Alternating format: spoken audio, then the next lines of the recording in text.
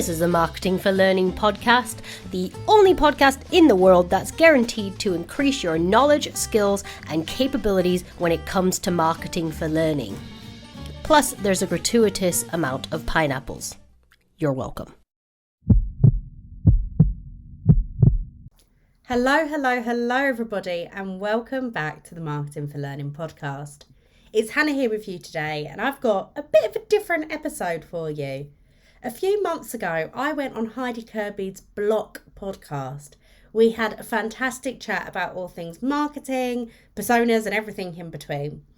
And it was very much Heidi interviewing me to get my opinions on marketing for learning. Shock horror. So rather than inviting Heidi back, duplicating our efforts, trying to have the same conversation with a different spin on it, I've decided to just share the audio from Heidi's podcast with you all today. It was a phenomenal chat and I'm sure you're going to love it. After listening to this podcast, if you want to hear more from Heidi, check out the BLOC podcast and check her out on LinkedIn. She is a phenomenal woman and I really enjoyed this chat and I hope you do too. So happy listening, guys. Hey Hannah, how are you? Hi, I'm good, thank you. How are you? I'm doing well. Let's dive right in. Why don't you tell me a little bit about you, how you ended up in the world of learning, and anything fun you want to share? So I'm Hannah Wadhams. I'm half of Mass Marketing. So we are a marketing agency bespoke for the world of learning. Like pretty much everybody, I think, in L&D, I fell into it. There was no intention of ending up in learning and development. Quite simply, I got a job with a vendor as a marketer. And then after a while of getting very, very annoyed at very, very poor learner engagement rates, I joined Ashley Care, the other half of Mass. And yeah, we've been on a bit of a two-woman mission for the last 4 years now, trying to get L&D to start opening their eyes to using marketing tactics. So that's me professionally in a nutshell. I think the most interesting thing, and I use that loosely, about me outside of work is that I absolutely hate chocolate. And that really shocks people. Really? I think it's disgusting. It is shocking. Huh. It's disgusting. I don't understand how everybody else in the world seems to love it. Every kind? Every like kind. Dark milk, white, Yep. all of the above? All of the above. Don't like it. Interesting. I'm a strange woman. I'm one of the people that thinks cilantro tastes like soap. And I've also never eaten a mango that I didn't think tasted absolutely bitter, like licking a penny. So I can't really judge. We're both weird. Yeah, exactly. As long as you like pineapples, we'll get on fine. Yes, pineapple's great. There we go. And for those that it don't know who Mass Marketing are, that will make no sense. Of course, yes. But definitely look them up and you'll see pineapples somewhere. Somewhere/everywhere. I love it. All right, so I'm going to start with a very big question, but we'll get more specific. But let me ask you this. Why does L&D need a marketing strategy? Oh, that is a big question, isn't it? It is. I think, truthfully, the answer is kind of why Mass was formed in the first place. We have spent decades in this industry moaning about learner engagement rates. That's all we talk about. If you talk to any learning professional, people don't engage with what I do. I've got the nicest, newest tech. I've spent all of this time like crafting it. The instructional design is top notch. It's incredible. And nobody's engaging with it. And that's because there's this huge gap in our industry. We invest time and money and so much, like I can't actually get over how much my eyes were opened when I came into this industry of how good learning can really be. Yeah. But we don't tell anybody about it. We build it. Yes. We put it on an LMS, LXP, learning platform, whatever you want to call it. And we don't tell anyone. And if we do, we send out an incredibly boring email saying like, hi, there's a new course on the LMS, or like, the learning team have spent so much time doing this. Okay, cool. The learning team did their job then, didn't they? Like, we need to market. We need to engage people with this stuff. We're living in a world now that time is more precious than money. Let's be honest. People are frivolous with money. We spend left, right and centre. But our time is very, very precious to us. And we're competing with so much as learning professionals trying to get people to engage with learning. Because if someone's not going to be doing their day job, they're going to be doing something that they really want to do. And let's be honest, if we're all really, really, really honest with ourselves, they're going to be watching Netflix. They're going to be hanging out with their kids, hanging out with their family, doing all this other stuff that life is asking us to do. We're not going to be thinking about learning first and foremost. And that's why we need to start marketing better. We need to tell them, actually, no, guys, you should be doing this and you should want to be doing this. And that's why I think L&D need a marketing strat. I love it. I love like the we're not Field of Dreams, like that movie, if you build it, they will come. Like that's not how this works. No. Because we build all the things, right? And like, you know, I've seen so many people who just like spend the most on LinkedIn Learning or some kind of course library like that. And they're like, we did the thing, here it is. And then like no one uses it. And they're like, why did no one use it? And it's like you said, like you send out this email that's the equivalent of, hey everyone, just wanted to let you all know that I paid my utility bill this month. It's like, good for you. Congrats. You did what you were supposed to do. You did the bare necessity. Well done. But it is, and we see it also like so often in learning. And let's all be honest, if you got an email into your inbox, if you're a person that's working at a large corporation at the moment, and you get an email and you see it's too old and it's really long and you're kind of not interested in it, you're going to delete it. So why do L&D think people aren't deleting our email? Sending one email one time, it's not going to get people engaged.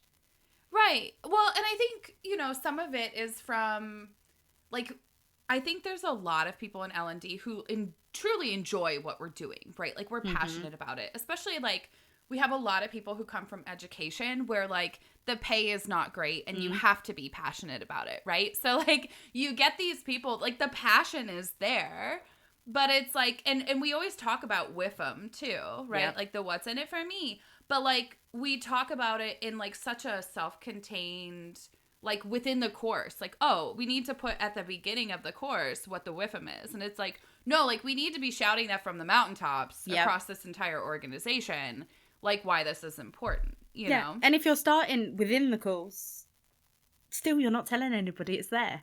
We need to get people there before we can deliver the program. So it's really interesting when we talk about the what's in it for me, because the one, and I don't want to say this as a criticism of L&D professionals, but the one thing I see so much in learning professionals is we've really struggled to get out of our little learning ecosystem. We struggle to step away and think about what it would be like if we didn't work in learning.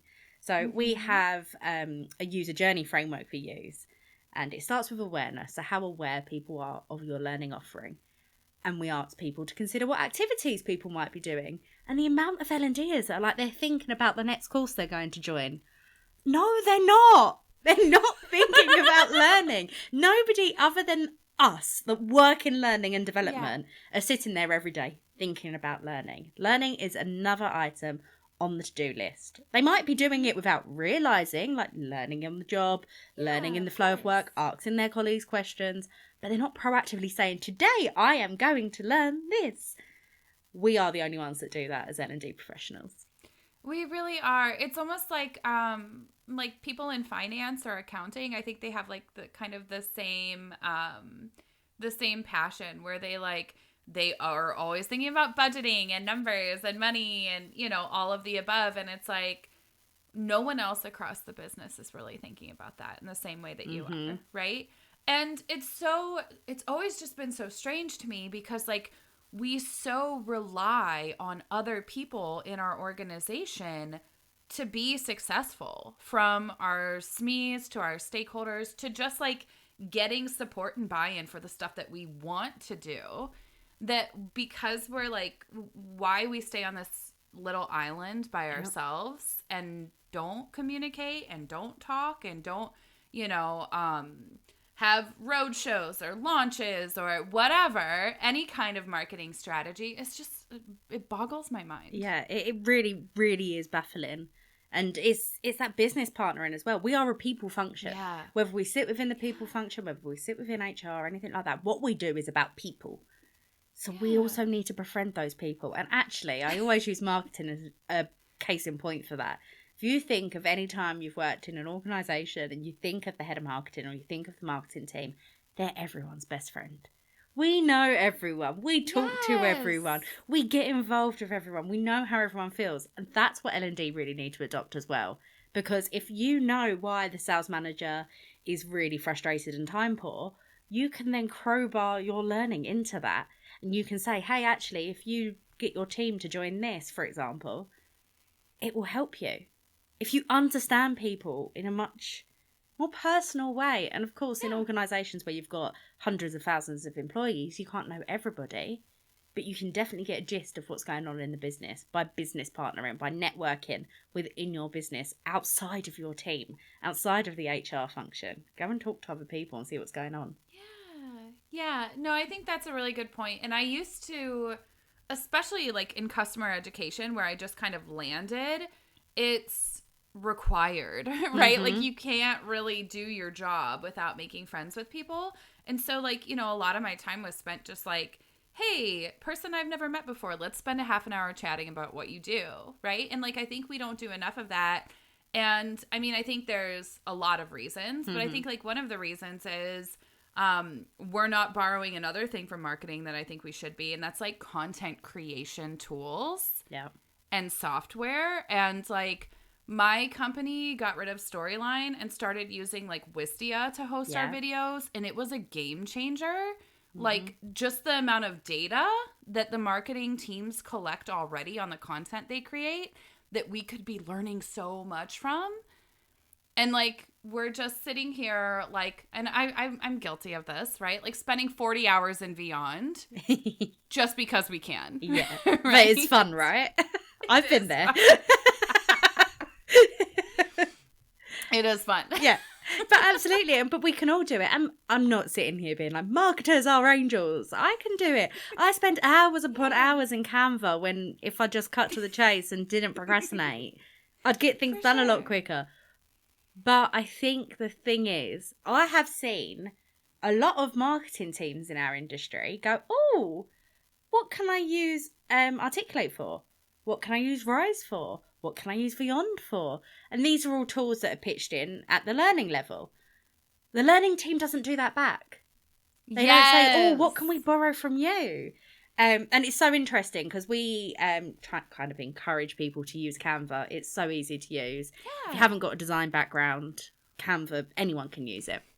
And the amount of clients that come back to us and they're like, oh yeah, our marketing team are already using this. We've got a corporate subscription. Talk to people. Understand these tools that are there that you can use. It's beyond me.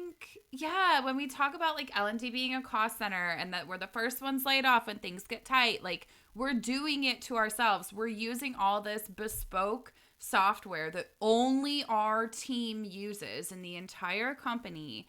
When the marketing team, like when my last team got rid of Storyline, we got a free seat for Adobe Creative Cloud because the marketing team was already using it. We got a free seat to Wistia because the marketing team, like we didn't have to put that on our learning team's budget because marketing already had it and just gave us a seat. Yeah. It's crazy. And I think it's an interesting thing again, and it would take us off into a tangent, so I won't go too much into it. But I was talking to people a few weeks ago and about marketers always say we're the first laid off as well. And I think learning and marketing have that in common. But as marketers, we have to prove return on investment. If I spent the budget that I see some learning professionals spending without proving any business impact of it, I would be sacked in an instant.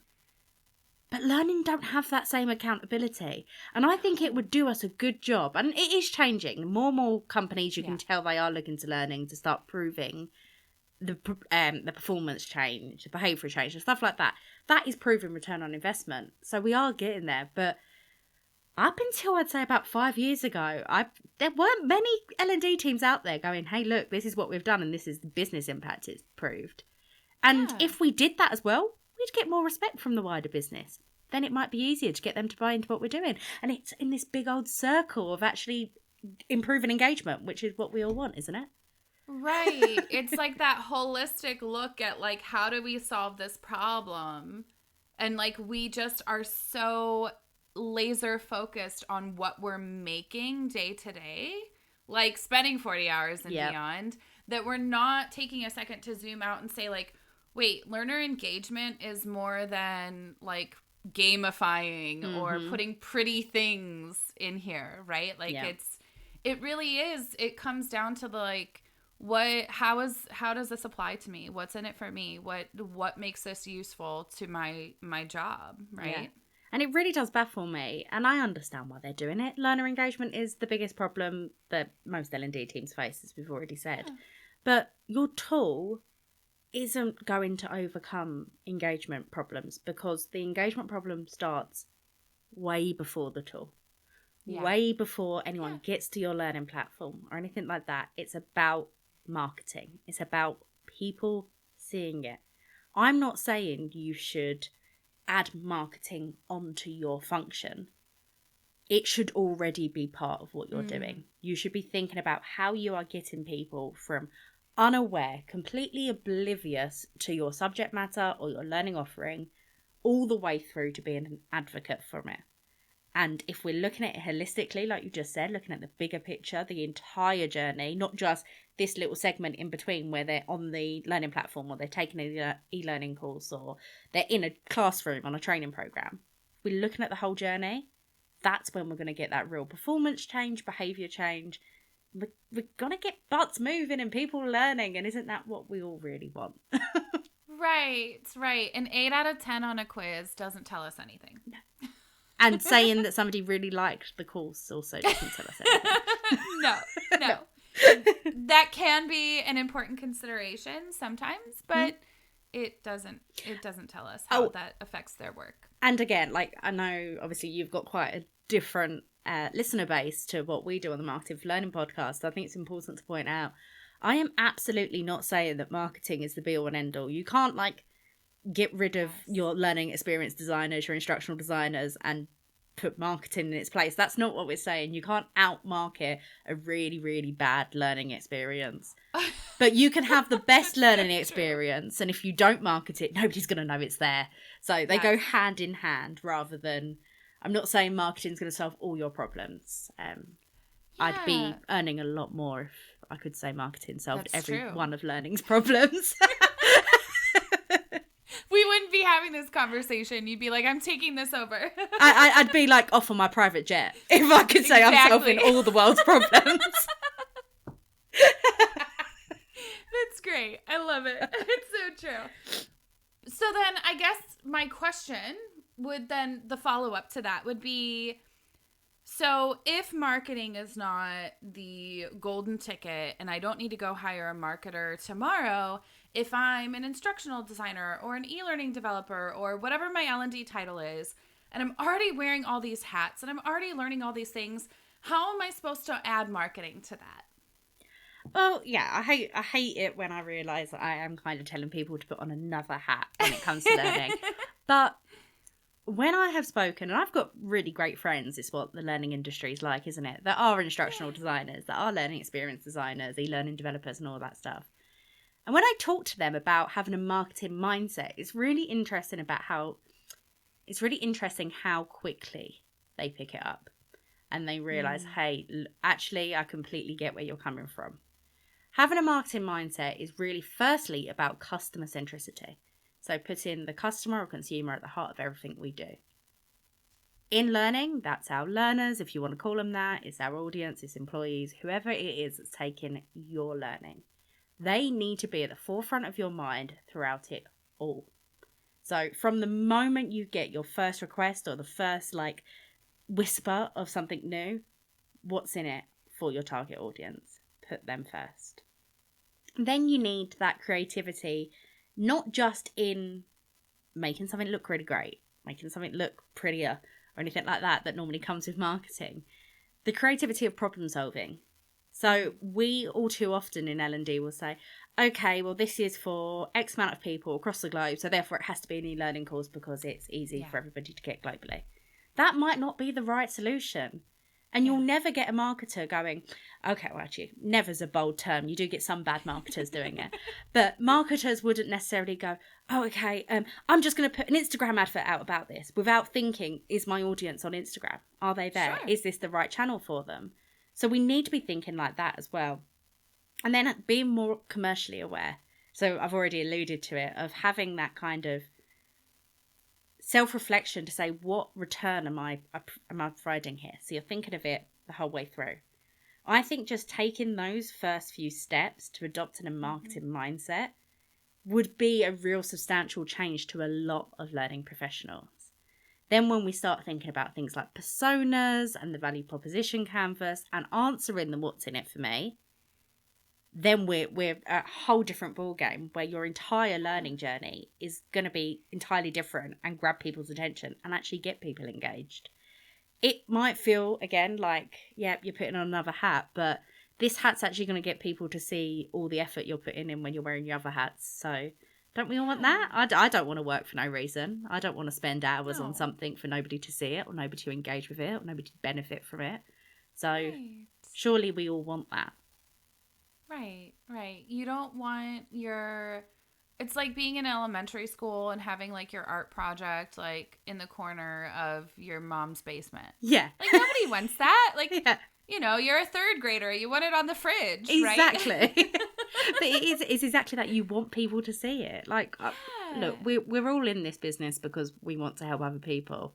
We can't help other people if they're not seeing it and they're not engaging with it. So if you're truly here because you want to create that impact and you want to help people learn and you want to help them acquire knowledge or new skills and create performance change, you got to tell them that it's there. You've got to get them engaged.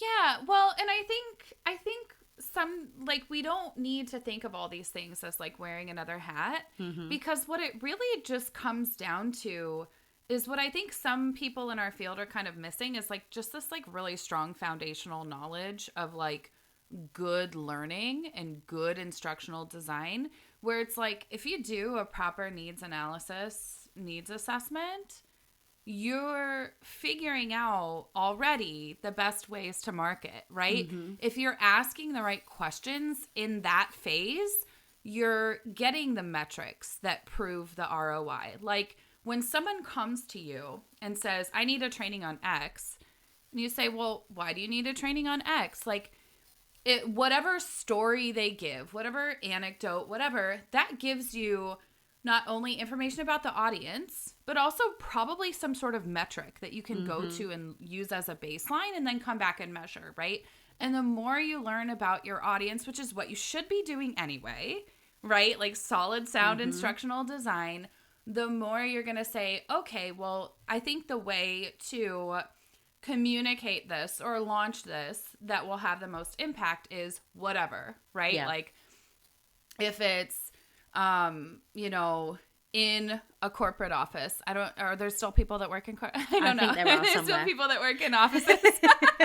Like, you know, I remember back when I used to work in a real office, I was traveling to all the different NASA centers in the United States. And one thing that I noticed that like really stood out to me was the amount of information on the back of bathroom stall doors. Yep, absolutely. It works. It does. Like you got a captive audience. Everyone's gonna see it. Yeah, they're gonna read it. Yeah. Like everyone is going to see it. Like you said there, NASA's doing it. I witnessed it in Google's head offices. So these big organisations, these high-tech organisations, are sticking posters on the back of the toilet bowl. They are. And you just think about like where, and this is one of my biggest things, is like when we think about learning, like how do people learn when they're not at work? How do people get information when they're not at work? Like, why don't we just use these same strategies that we already know because we are consumers, right? We are learning. We're watching YouTube and TikTok and everything else. And, you know, why don't we just use those same tactics when we roll into the office or log into our computers. It's like we forget all of it. Yeah, it's like we walk into like a different universe. We walk in and it's like everything's different here. All pieces of learning must be on a learning platform and it must have a click next to continue button. And like everything has its time and place, don't get me wrong. But we walk into this little silo. And it's interesting what you were saying there about, the needs analysis, who your audience is. And another really important thing to realise when we're talking about marketing for learning, a lot of this stuff can be done perhaps once or twice a year and rolled out across all of your projects. So if you're working in an organisation and you're in an L&D team and you develop out learner personas, and we're having a bit of a debate about the phrase learner personas at the moment, but you develop out personas for your learning function, you can use them on every single program, course, any kind of learning intervention that you roll out.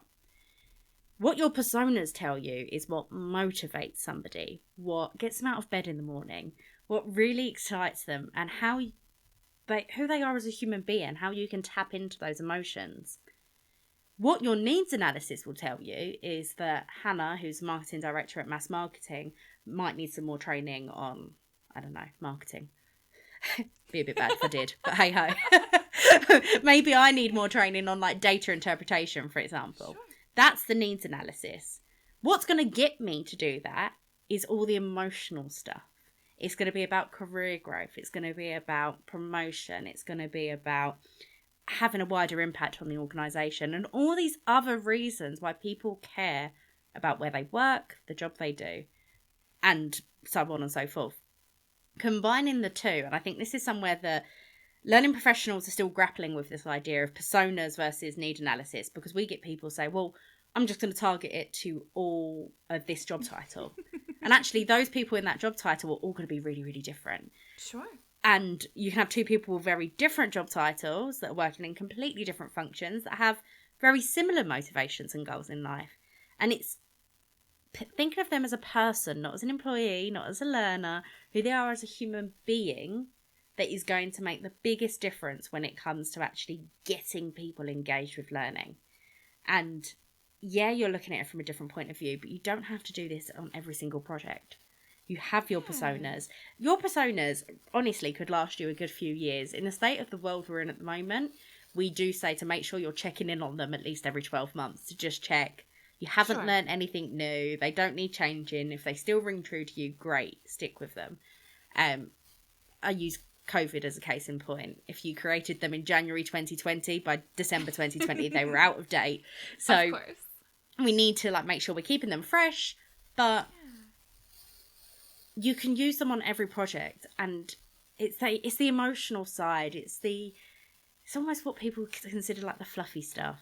It's the human stuff that we need to consider if we want to get people engaged in that first instance. And then, of course, you need a phenomenal learning experience that's absolutely applied to who they are as an employee, how they can apply it to their work, how is it actually going to help them in the learning experience. And the two married up is what makes real magic and actually gets people hyper engaged with learning. I love it. I want to ask you a little bit more, though, about learner personas, because some of the listeners may be like, what the hell is that? And it's also, like you said, it's like a contentious topic. It's like one of the things that my partner and I actually don't agree on. Like, we agree on most things in L&D, but it's like one of these big ones where we're like always like, he's always like, I think learner personas are, let me not like oversimplify in case he listens to this, but like he basically says that the way that we do them many times in L&D is just like not very useful. And so he's like kind of pitched them, like kind of written them off a little, I feel like. From my perspective, I think that they can be helpful, but that's also because I teach a college course on podcasting and we use them there as well. Yeah. So like I see the utility when they're done well, but I agree. Like it's that nature of L&D, like playing and beyond for 40 hours. Like we play with learner personas, right? Yeah. And when we don't do them intentionally, I think that's where we run into issues. So tell me a little bit about learner personas from your perspective and how to do them well. So let's start with the basic description, a learner persona is a semi-fictional representation of your target audience. Absolutely begged, borrowed and stealed from marketing, from all these other functions that use personas. If you have learner personas in your organisation and they have preferred learning style, preferred learning method, the preferred amount of hours available for learning, any of that nonsense, that's not a persona. That's you just trying your best to crowbar your thoughts and feelings in with who your audience is. I love A persona, really, there's 3 key elements of a persona. And I could go into loads and loads of details. Hey, I've got a personas guide that your listeners can have for free. I don't care. We give it out everywhere. There's 3 key points. Motivations and goals. What is it that gets your audience out of bed in the morning? Nobody jumps out of bed and goes, yay, I get to do a data protection course today. Nobody. What actually gets them out of bed in the morning? Then you want to look at their fears and their pain points. What is it that's scaring them? What is it that's acting as a blocker to them? A lot of organisations right now are going through a lot of organisational change. How's that impacting your audience? Are you calling everyone back to the office? Is that causing problems? Like, think about them away from learning. What are their fears and their pain points away from learning? And that goes for the motivations and goals as well. Away from learning, them as an individual. And then we add colour to them by looking at some demographic data. So we might say, oh, this person is typically a middle manager, is typically a parent, typically spends a lot of time, I don't know, going to football, outside of work, that kind of stuff. But that just adds character and flavour, so you can build up these people in your mind. What you're really focusing on is those motivations and goals and their fears and pain points, because that's the part that tells you what they want, what they need, and what's stopping them getting involved. That's the picture that's going to help you engage with your audience better and get them involved in your learning. If you are just thinking about them in a learning context, it's not going to change how you communicate with them. It's not going to change how you talk to them. It's not going to tell you which channel to use to find them. Your personas should be able to tell you where are these people hanging out? Are they spending loads of time in the kitchen at the office for those that are still in offices? Are they spending loads of time on your intranet? Are they always in Slack? It should be telling you this stuff just by painting a picture of who the individual is. It should be making our lives a lot easier, engaging with people, finding them and actually communicating with them. And I think a lot of L&Ders probably feel the same way that your partner does, in the sense of the personas that I've seen don't tell you anything. They're just like a nice way of chunking up an audience in the hope of saying, oh, look, I did this. I created a persona. Look at me. I ticked that box. And they're not telling us anything. Yeah. No, I think that's really important, because I think too, the broader, like the learning or the curriculum or the program or whatever it is, the more people just kind of like create these unwieldy personas, right? Whereas like in the podcasting course that I teach, if they have like a really broad idea for a podcast, everyone creates 2 personas, right? And they're always wildly different demographically, right? That's kind of like the whole point, right? And for the really broad topics, I always tell my students, like, look at what they have in common, because it's always like you said, the motivation, like certain personality traits, right? Like that they're specifically driven, and it's always somehow aligned with like motivations, fears, and goals, like where that overlap is. And that's like the most important part. Like they can be worlds apart, like single 25-year-old urban young person, and then like rural, almost retirement parent, but if they have the same fear of the economy is doing really bad, I don't really want to spend any time in training because I'm afraid I'm going to lose my job if I don't work 50 hours a week right now. that's something that they share no matter what the other BS kind of like frilly stuff that you've created just for the sake of creating it is, right? Yeah. I saw a really great example. It was nothing to do with learning. I was on the tube in London a couple of weeks ago, and it was Sky and Netflix had teamed up to do this advertisement, and it was advertising different shows, of course. And one of the adverts, they were about like 5 adverts apart, so I noticed they both looked the same. I was like, oh, what's the difference here? Put my marketing hat on and got curious. One of them was like, put your little monsters to bed and then tackle the big ones. And it was advertising like Witcher and something else. And then the other one was like, swap mind-numbing meetings for mind-bending thrillers.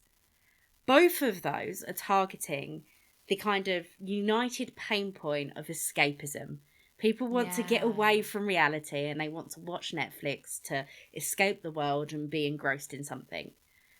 The Put Your Little Monsters to Bed was a very clear, targeted at parents that are just fed up and just want their kids to go to bed so they can have some me time.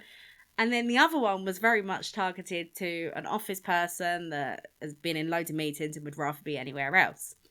You might relate to both of those adverts. You might only relate to one, or you might relate to neither. But you can see that there's the commonality of escapism, even though they're obviously very different personas. So that's always, when I've spoken to people about that, it kind of helps people understand why personas are important.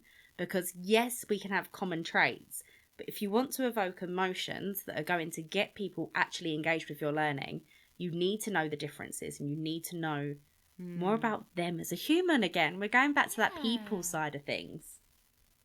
Yeah, and I mean, like, let's be real. Nobody wants to watch a narrated PowerPoint all day or read really long emails. No. I think we can all agree on that. Absolutely not. If your marketing strategy is painful emails, like, you have some work to do. And honestly, L&D are notoriously bad at emails.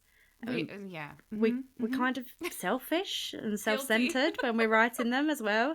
And it's a lot about us, and really they don't care.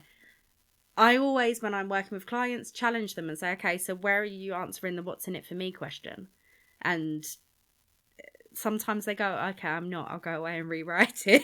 Because if you're not answering that right up front, right at the beginning, you're not going to get people engaged. You don't need paragraphs upon paragraphs in an email. If you want to get people learning, respect their time, get to the point, help direct them to where you want them to be. Yeah.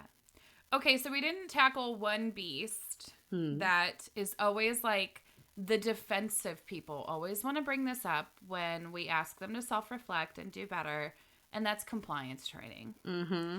And I have heard the argument before, and I'll never forget this because I just think this is the most ridiculous thing, that we don't have to ever consider our audience when we're creating compliance training because it's a legal requirement and we just need to get it done and over with, and we shouldn't care if they're engaged, we shouldn't care if they like it, we just need them to do it and move on.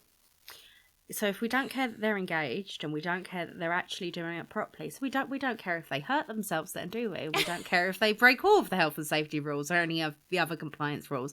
What a ridiculous way to think about it. Marketing compliance training is obviously a very different beast, and we do like to separate it out because it is a beast in and of itself. It's mandatory. It's the stick versus carrot kind of thing. Yeah. But we can still use so many different marketing tactics and disciplines and tips and tricks that will get people engaged before you have to say, you are going to be disciplined in whatever way if you don't do this course today. We can write better emails. We are on a mission to find a client that will help us, or will let us rather, do a campaign that's like, yeah, compliance training's boring, but you got to do it. I love it. Because that would grab everyone's in the same boat. Yeah, it's not always the most fun. But I think there's, again, if we think really outside the box and put on our creative and curious hats, we can come up with some great ways to get people engaged with all realms of compliance training. I've seen some companies do like it's almost like a thriller in their compliance training. It was actually about money laundering. But it was a scenario, and it was like, what would you do in this situation? And there's so many other ways. But then, okay, if you've created out a really incredible scenario-based piece of compliance training, why not make a trailer for it? That sounds like a really fun thing to do. I'm up for it. And I won't lie, I was working at the company that created the scenario-based money laundering thing, and I went through that course so many times. I didn't have to. It wasn't part of our compliance training, but it was fun because the trailer, and it was a trailer, it was like a movie trailer. Nice. How can like you get involved? Can you tackle? Can you get the answer right? And it got people engaged. I can't remember the exact stats. It was quite a while ago. But we can still put our marketing hats on. Okay, you're not going to be having that same conversation as in career growth, getting to your next bit of your life, supplying, providing for your families or anything like that. But we can still get people engaged. Yeah. We should still be marketing our compliance training. And it's almost more important and more business critical, so. Yeah, agreed. And I've seen it just as simple as like one of the C-suite in a company that I was working for on like the weekly whole company call was like, hey guys, I know this sucks, but it's time to do our compliance training. And like made a couple jokes and made it into like a funny, like, hey, it's that time again. Like, take some time to go do this or whatever. And it like, everybody responded really well to that. And it was like, just that, even just like the commiserating, I guess. Like that's a way that you can leverage those motivations and those feelings about compliance training. Yeah, and just being really human about it. Yeah. Like this is something we have to do. And of course there's so many different ways to approach it, but humility will go a very, very long way. And having the CEO speak about it, that's a great point for advocacy. So we need to market upwards as much as we're marketing to our audience. We need to get more sponsors, more people engaged, more people in the C-suite going, yep, you need to prioritize learning. Because if they tell the people under them, it trickles down. And it makes a big impact. So again, market upwards, get that C-suite involved. Get the C-suite to say, yeah, you're allowed to take this hour to go on this training course or whatever your company policy is. But give people permission. I think that's a biggie as well. Yeah, and it goes to your point about befriending other people in the organization, too. Like, we don't realize that there's so many benefits to that. One of them, just one, is that, like, they're going to be a champion for what you're working on. And, like, what we also like to not think about in L&D is actually some people are quite selfish. They quite like to be front and centre. So use those people as, like, influencers. Get them to tell people what to do. We've seen so much impact with like real influencer style videos, getting people to record selfie style videos and putting them up on like Slack or the intranet or whatever it is, Workplace for Business. That works because not only are you more likely to believe another human being over a brand, so over the L&D team, you're more likely to believe your colleague, but also then that person's going to share it because it's them. And then their friends are going to watch it because it's their friend. And then more and more people are going to become intrigued. So leverage that kind of group mentality. Use influencers. There's so much we can be inspired by in learning. Absolutely. But we need to get out of our silo. That's the biggest thing. We do. We really do. We could talk about this for hours. And thank goodness we don't have to because you have your own podcast. The Marketing for Learning podcast, which we'll share a link to in the show notes. Of course. But I just have one last question for you. If you had to suggest one resource for people who are like, all right, I'm in, but now what? I'm totally bought into this idea of marketing, but where do I start? Now what do I do? What would you suggest and why? Oh, I'm going to do that thing that I really hate when people do, and I'm going to recommend my own resources. Perfect. The first step is to start with your personas. The personas are the backbone of any marketing you do. Get them right, everything else becomes easier. Get them wrong, everything else will fall short.